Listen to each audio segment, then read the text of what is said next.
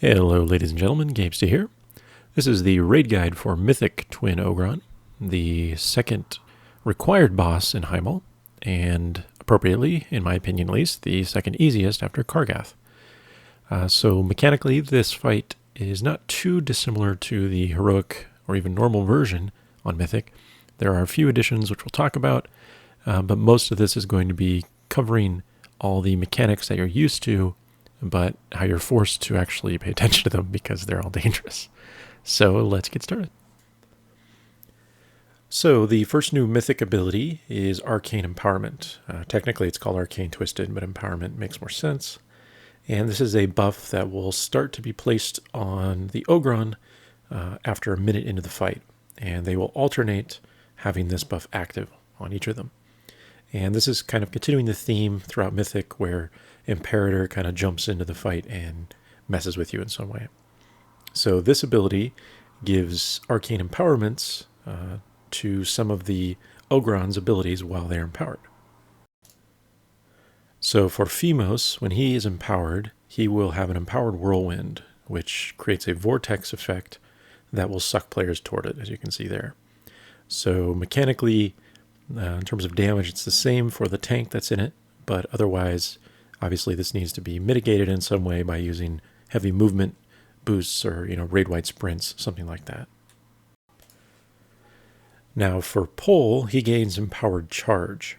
And when he's empowered and uses charge, you will see he creates 3 copies of himself, arcane copies, that will charge out in the other 3 cardinal directions from the the direction he's going.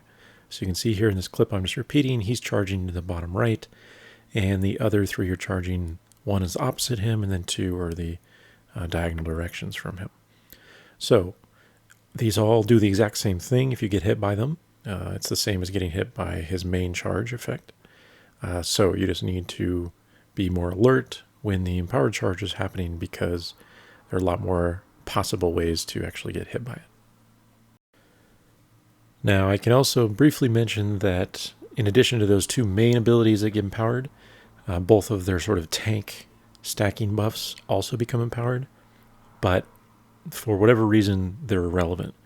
You do not need a tank swap for any reason during this fight, so don't worry about it. I think the idea, if I had to guess, my theory is that it was originally designed to require tank swaps, but for whatever reason it was changed in development before release because the debuffs simply do not last long enough to get a second stack of them. So you do not need to swap for any reason, so don't worry about those. It's just a minor bit of extra damage on the tanks, but that's about it. And finally we have Arcane Volatility, and this is a debuff that is cast on 4 random raid members.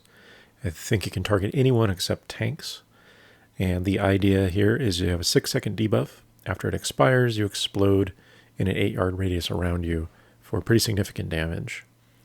So, as you can guess, the obvious idea is to make sure you're aware when you get it and spread out away from other people when the explosion is going off. You can graphically see when people have the debuff. They will glow like hot fire, and of course, the same thing applies to you. So if you need help with this, check the description. There are links to a number of weak ores, including one to help alert players when they get this debuff. The basic idea, though, for Arcane Volatility, as I said, is simply to spread out when you get it. Do not risk hitting somebody just to get a little bit more damage or to help mitigate one of the other mechanics. Simply spread away from other people, wait for it to go off, and then move back to your position. We'll also cover in a moment some of the situations where having volatility on yourself is far more dangerous than at other times in the fight. And so you'll have to use cooldowns and whatnot for those times as appropriate. So I'm going to take a moment to talk about positioning strategies because ultimately we found this was the crucial aspect of the fight, the thing that eventually we had to get right, and once it clicked, everything else fell into place pretty quickly. So there are 3 different strategies that I can sort of think of.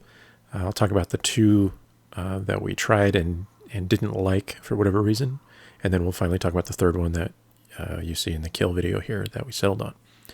So the first strategy that you're probably used to is from heroic and even normal. It's pretty common. And that's basically to pick 2 static positions around the outside edge of the room near one of the walls, such that the majority of the flame spawns will be avoided automatically because you'll be behind the weapon, ideally, in most cases.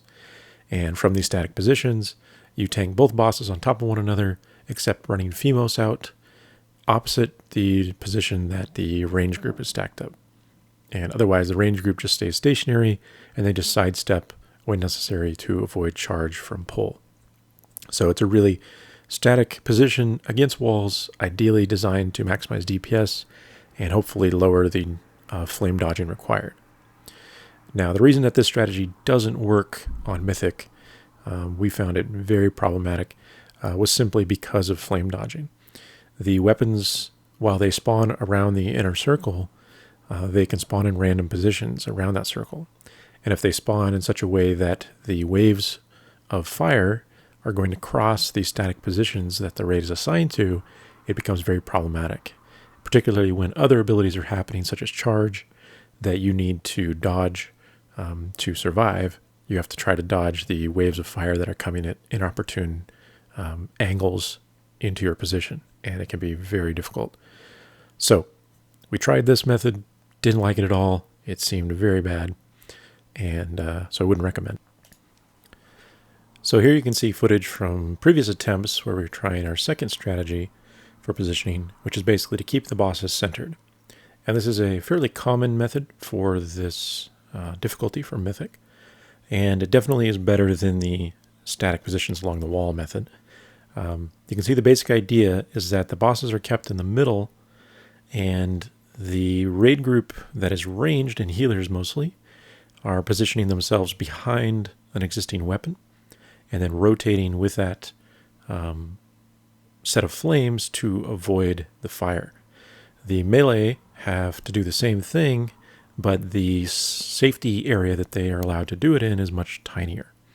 So as I loop back here, you can see I'm stacked with a melee just to show you what we're doing. So when the flames spawn, the weapons spawn, you position yourself in one of the pockets. So here we're in the pocket, and then we're going to go to the right as the flames from our left side, the left weapon, push us that direction.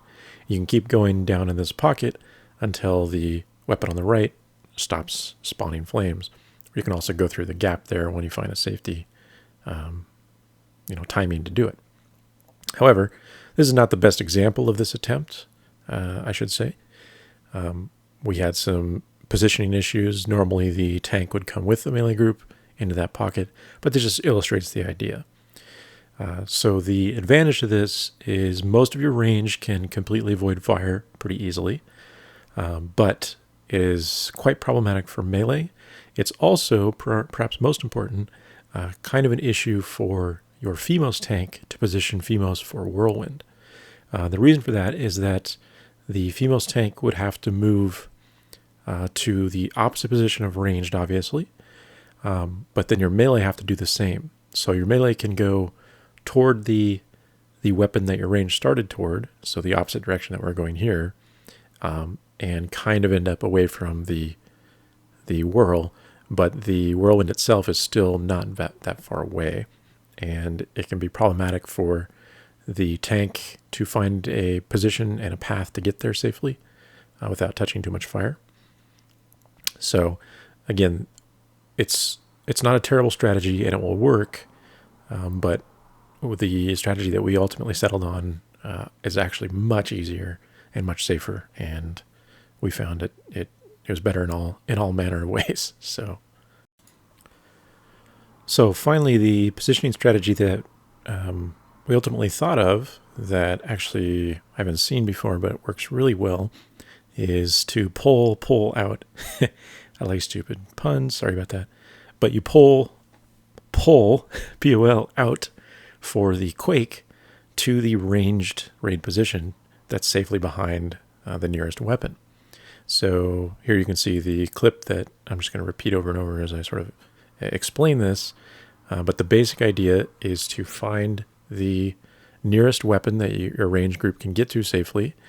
The ranged and the melee and the pole tank will go behind it, and from that position, they can simply avoid one wave of flames that's coming from the opposite weapon, and then they can stay there for the remainder of the Quake phase.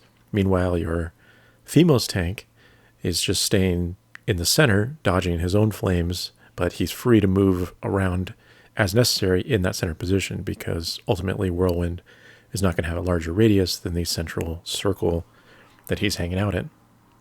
So it turns out to be very simple and easily repeatable.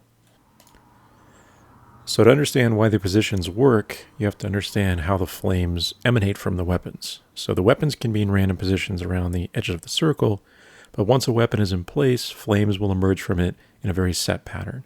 Each weapon has three sort of branches or lines of flame waves that it will send out. So this very crude image sort of shows a top-down view of the two weapons opposite one another. The three waves are represented by the ever-thickening lines that are always going to slowly rotate in a counterclockwise direction. So what this means is you can see that the top weapon in this shitty-looking image will have waves that start kind of going to the right and straight down and to the left. And then over time, those waves will rotate counterclockwise. So by the end of it, the final sets of flame waves that are coming out are going much further to the east in this case, or to the counterclockwise direction than they originally started emanating from. And the opposite or mirrored effect is true for the bottom weapon on the south, the red one. So as we start off a Quake phase, you want to immediately identify where the weapon is that your group's going to go to. So here you can see on the top right there is the nearest weapon that we're going to go to. The range group here, the entire group, just behind red in front of the boss. And so you can start making your way over there to the right side, but you can't just go straight across because you'll risk hitting flames that are coming out. So instead you need to make sure you curve kind of around the back side, of course, make your way to the right of that weapon. So now that we've actually identified the weapon position, we call it out and mumble, and everyone moves over that direction. And now we're getting ready to go through the gap for the flames. So now that we've moved to the right of the weapon, you can kind of see it, it's under the boss there, and of course the raid group here. You need to identify the opposite weapon location. So the far weapon's in the top of the screen there, you can kind of see it there, and therefore the center flame lines that are coming out from it. So here's the second flame that came out from the center, and right here to our left is the first one. It's going to pass right behind the boss here. So the idea is the raid group needs to find the gap between the first and the second flame. So here's the gap there, and go between it. So we're going, when it passes from us, we're going to just kind of curve and go straight through it there. And then we'll be sort of behind the weapon that we were near, and you can stay there for the rest of the Quake phase until the fire dissipates. So now as we resume the action, you can see the actual gap curve that everyone does, safely goes through there, and then you can just stay kind of here because the rest of the flame throughout this phase will not threaten you, essentially. You can see the last wave there, it's curving just behind where that weapon was. So you can basically just stay in this safe spot and finish it out until the weapons are completely gone. So that is the critical positioning for the fight itself. And if you can handle that properly, you can avoid nearly 100% of all flame damage, which is a significant boost to survivability for the entire fight. Now, in order for this strategy to work, you need to not have your raids split up inappropriately. So it's really important to stay on top of those timers and be aware of when Quake is about to start, that you're getting the group gathered up at a specific position outside the circular ring, ready for those spawns. And then once that Quake weapon actually hits, you can quickly identify the nearest one is, to our left, or the nearest one is to our right, or wherever it is, and make your way over there. You want to generally favor the weapons that are going to be to your left if they're closer, because it's a shorter distance to actually get there, because your safety spot is slightly to the back right of that weapon. But either way, you just need to be able to dynamically adjust when appropriate. So once you have this strategy down, pull out so that your melee DPS and all your ranged and all your healers, everyone except your Fimos tank, can safely avoid fire. Like I said, things become a lot smoother. So the next thing to consider is raid cooldowns. The reason for this is that on Mythic, of course, the abilities hit very hard, and the really dangerous ones tend to be Quake. Even if you avoid the fire, the Quake damage itself, in addition to miscellaneous volatility damage, and then, of course, Pulverize. So again, you can see throughout the fight, there's a weak aura to my left of my character that shows kind of a reminder of what cooldowns are coming up for that cast. And these links are in the description, but they're not very user-friendly, so use at your own risk. But anyway, you can see there that this is a warning for this upcoming cast, which we should use Spirit Link and that kind of good stuff. So the idea is to have a 1 to 2 raid cooldowns for every one of the Quake or Pulverize casts throughout the fight. If you can do that, then you can utilize personal cooldowns when appropriate. And there are a few moments where this becomes critical. And otherwise, it'll increase your survival a lot. Now, be aware that movement will limit the effectiveness of some of these cooldowns. So, for example, Resto Druid found when it was his turn to use Tranquility during a Quake, he had to wait until he went through the safety sort of flame gap position before he could do it, because otherwise he'd be forced to move from the flames or from charge. So just be aware of those kind of things and kind of plan your cooldowns accordingly. Obviously, there are so many variations in raid composition, I can't give you a specific cooldown rotation, but if you can have a cooldown for every one of those big abilities, it will help.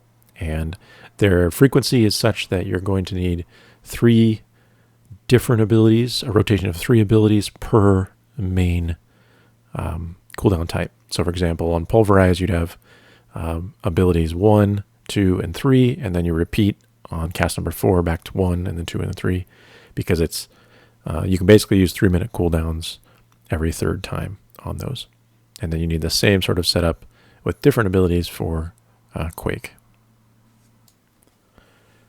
So the last thing to discuss is the sort of critical ability combinations that you have to watch for in this fight. The good thing about this encounter is that it's all the same. Every time the timings are exact, so things will happen in the same order every time, and you can slowly get used to those combinations and kind of adjust accordingly. So the first critical combination is around 220 into the fight. This is for Pulverize number 2 in combination with Enfeebling number 2. Obviously, the difficulty here is that you need to be stacked up around Fimos for Enfeebling, but you don't want to be stacked so much that Pulverize hits everyone, knocks you away, and does a bunch of damage. So the best method we found is just a circular position within melee range around Fimos. So you can see I'm just repeating the clip over and over here. And if you do this properly with the other players that are afflicted by Arcane Volatility moving out and not risking staying in, you should be fine.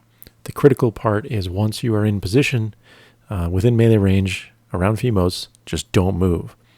And this way it's kind of a first come first serve basis, so that players that are coming in later into the positioning don't kind of shuffle people around accidentally. So if you just pick your spot that you're safe, not near anyone else, and stay there, it will be fine. And if you do this properly, you can distribute Enfeebling for this combination fairly well, get it around 35, maybe 40 seconds at most, and that's perfectly acceptable. So the second critical moment is shortly after the first one, and it's basically the end of the Pulverize number 2, specifically the third hit, which is the giant boulder hit. That's going to land almost simultaneously that an explosion from a volatility application goes off. So it is critical that the 4 players that are afflicted by volatility, when this big boulder is about to hit, are using a personal cooldown, because otherwise they will die just from the combination of those two things hitting at once. So obviously this is a boring clip to repeat, but this is just a really important thing that you just have to get used to that timing. So be thinking about it when you stack up for that pulverize plus enfeebling number 2. Be thinking ahead a few seconds and ready for the combination of that third pulverize hit plus volatility. And then next we have the third quake, which again is very close to the other critical moments, but the reason this one's dangerous is because this is a full duration quake where your raid is afflicted by enfeebling roar. So you're going to take significantly more damage. Even if you have perfect distribution outside of volatility people, which we actually do if you can kind of look at the raid frame, there are only 4 people in our raid missing the debuff, which are the 4 people that went out for volatility. And now arguably you can have people stay in for that if they have a way to get out quickly, but we found it wasn't worth the risk. I wouldn't recommend it because it's a minor difference in situations like this. Anyway, this third quake is a massive amount of raid damage. So all the more reason that this positional strategy where the majority of your raid is stacked can be really helpful, because you can use positional healing and cooldowns like you see our shaman doing there to really add a lot of survival for this. So here you can see the next moment is the third pulverize, hit number 3 once again, plus the third enfeebling that comes up shortly after. With the positioning that we use, having most of the raid out, it's actually quite simple to do this, but you just need to be aware of it. So because the large pulverize hit targets a random player, and everyone's going to be kind of stacked up somewhere outside of the main circle, this means once that boulder targeting location is selected, then you can just sidestep out of it and then make your way to the center where Phemos is being tanked anyway. So the strategy itself almost solves this problem for you, but just be aware that you need to stack up quickly after that third hit for the enfeebling. And then next, around the 350 mark, you will have kind of a unique combination, which is charge number 5. This is an empowered charge from Pole, almost immediately followed by enfeebling number 4 from Phemos. And because of our positioning strategy to generally have Pole outside and Phemos inside, a breakthrough moment for us for this combination was switching them just for this particular combination. So here you see that our Pole tank takes Pole into the center just before that charge occurs, while our Phemos tank swaps positions with them. So there you can see they're changing positions. This is opposite how it normally is. And because of this, Phemos is positioned pretty close to the range, so range can stay within melee range of Phemos, dodge the charge if it comes near them, and then they're just immediately right back where they need to be for enfeebling. And once that's done, then you just swap the bosses back to their standard spots and proceed with the rest of the fight. So again, it's critical that you do this one-time switch on your tank positions if you're using the same positional strategy that we are throughout the rest of the fight. But it works really well if you do it this way. So, believe it or not, I think that covers everything for the Mythic Twin Ogron raid guide. I'm going to go ahead and do a full commentary walkthrough of the fight here at the end. If you would like to, see how everything kind of comes together, and I'll talk through what we're doing. But overall, the critical things are getting your positioning down for handling Quake Flames, using your proper cooldowns when appropriate, and then getting used to the timings of those critical moments and how your raid has to handle or position those. Once you get those down, everything kind of falls into place because you can just repeat things over and over. So with that, we'll do the full commentary, but otherwise, thanks for watching, good luck, and I'll see you next time.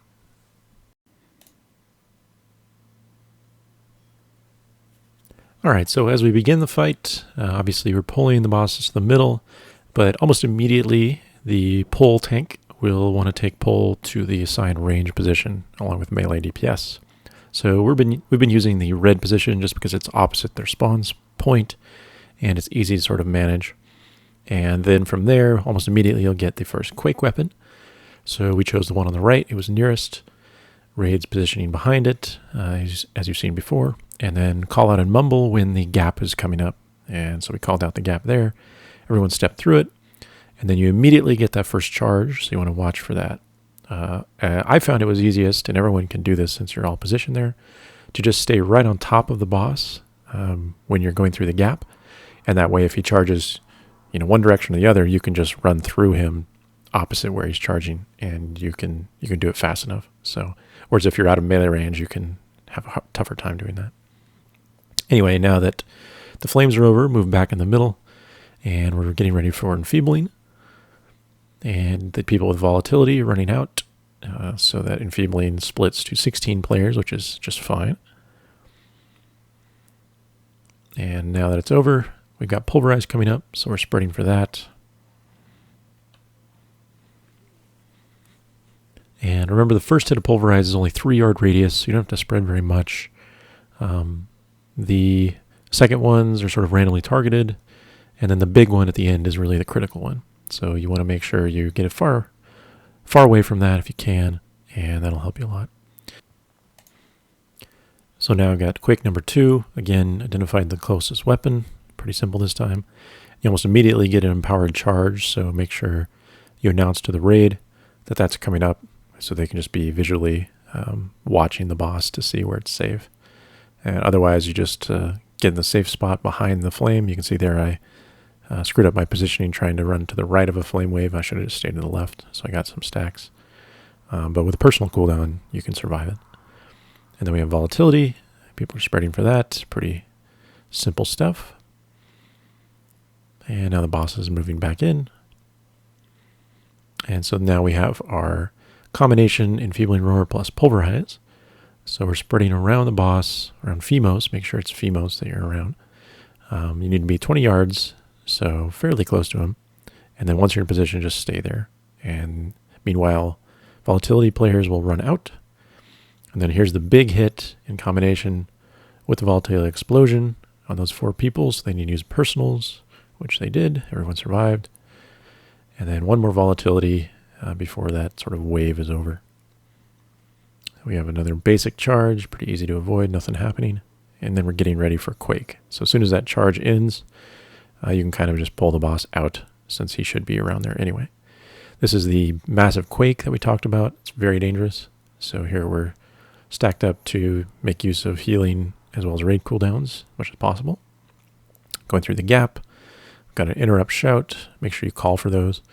It's worth noting that you can use Paladin raid cooldown to prevent you from getting silenced or interrupted from those, but we found it was better to use those for actual damage mitigation. But maybe once your gear gets high enough, you can do it for more deeps. And then here we have a pulverize. Nothing too fancy about this one, just spread out.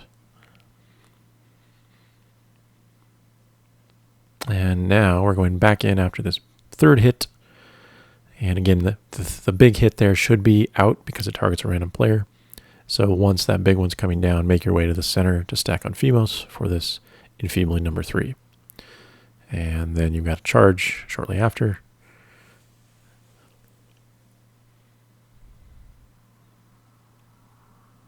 And pretty stable at this point. So you can just take your time to heal people up before the next Quake. And you want to be pull out. So he should be coming out. There he goes. And here you can see the weapon. Make sure you watch closely. If you see where the first weapon is thrown, you can obviously then deduce where the second one's going to be thrown the second time. So we saw the first one was thrown far to our right, so we knew the next one was going to be to our left, so we can start moving left before it actually lands. Anyway, we're going through the gap, pretty standard. We don't have any enfeebling debuff, so the damage is pretty minor here.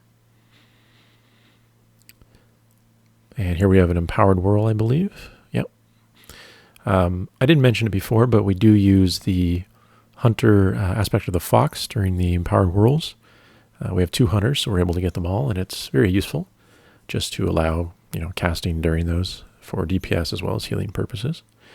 And after that second empowered whirl, which is the total whirl number 4, you can see we swapped tank positions as discussed before. So that pole is in the center, and then the raid can stay near Phemos while the empowered charges come out. You just dodge the charge, and then you're right next to Phemos for that enfeebling. So we were able to soak that really well, and most everybody was able to get hit by it. And then we've got bosses back in. But Quake's going to start soon, so we'll be pull out one more time. There he goes. And generally we're trying to keep the raid close to the red marker, just to kind of be central so that once a weapon spawns, we can all go to the same one pretty easily. A few people got separated, but they're able to make it over here without too much trouble. And here we have a pulverize during the quake. It seems a lot more dangerous than it actually is, because as long as you're doing the dodge of the fire properly, you can take the quake or the pulverize damage without much trouble. The only thing to watch for is that you're spread apart for the first hit, because you don't want to be knocked into existing fire. And then here's a basic charge. I was not able to get out of that. I probably should have gone the other direction. The whirl, suck from the empowered whirl kind of makes it a problem there. But at this point, the bosses are pretty low, and so it's just a matter of whether your DPS meets the requirement. And we did, albeit barely, as you'll see. But the rest of the fight, there's really nothing critical going on. We have a few more volatilities going out, and now we're just telling for everyone to spread out so that when Berserk happens, we have a little bit of extra DPS time, because they don't kill you instantly. You won't die until Pulverize starts, essentially, once the Berserk has happened. So there you go. That is the Mythic Twin Ogron. Pretty cool fight. Like I said, it's a jump up in difficulty over Kargath, but it's definitely not more difficult than anything else in the fight or in the zone. So, as always, thanks for watching. Good luck, and see you next time.